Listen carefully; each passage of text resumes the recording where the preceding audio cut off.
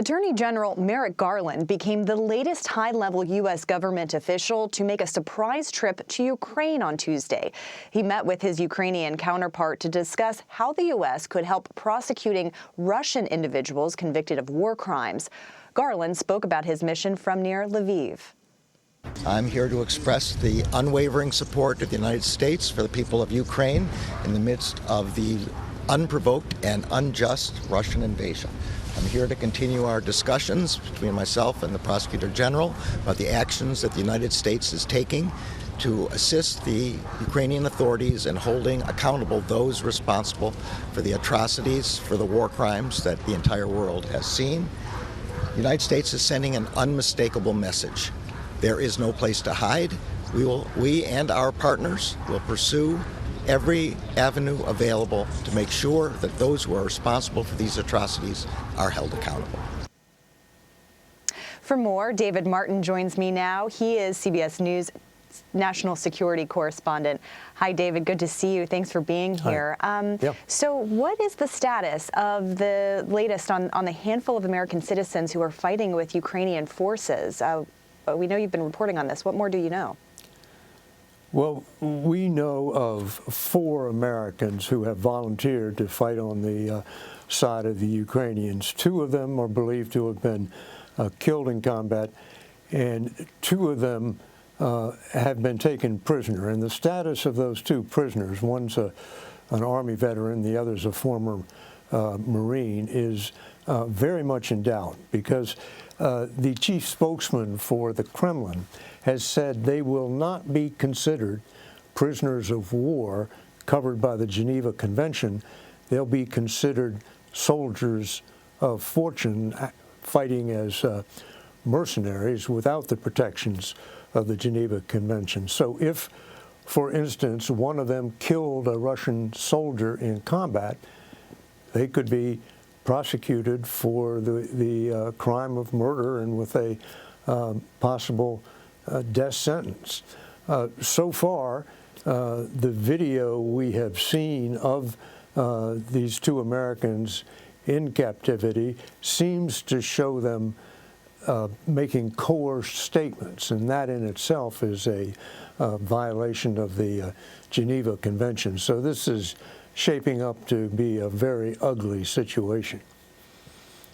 And we know that Defense Secretary Lloyd Austin has been leaning on NATO allies to step up their assistance. Kyiv confirmed a significant shipment of arms from Germany. Do you know what was sent? Well, what Kyiv said today was that they had received some long-range artillery pieces from Germany, and that, of course, is what Ukraine needs most urgently now in this slugfest of artillery going on in the eastern Ukraine. What makes the delivery of those artillery pieces news is that Germany has been accused of overpromising and under-delivering on military aid to Ukraine. They have promised to send tanks, anti-aircraft missiles, and these artillery pieces. And the artillery pieces are the first heavy weapons to be delivered. Now, the Germans say that the delay is due to the fact that Ukrainians must first be trained how to use these weapons, but there are others who say that German fears of antagonizing Vladimir Putin are keeping them from going all in. And David, switching gears a little bit to Iran, you've been reporting on a close encounter between the U.S. and Iranian forces in the Persian Gulf. What more can you tell us about that? Well, this happened on Monday when a Iranian speedboat made a run directly at a U.S. Navy patrol ship that was entering the Persian Gulf. And the Iranian speedboat just ran head-on at the American ship, which sounded its horn and even fired a flare. And then the Iranian ship veered off. It had come within about 50 yards of the U.S. ship.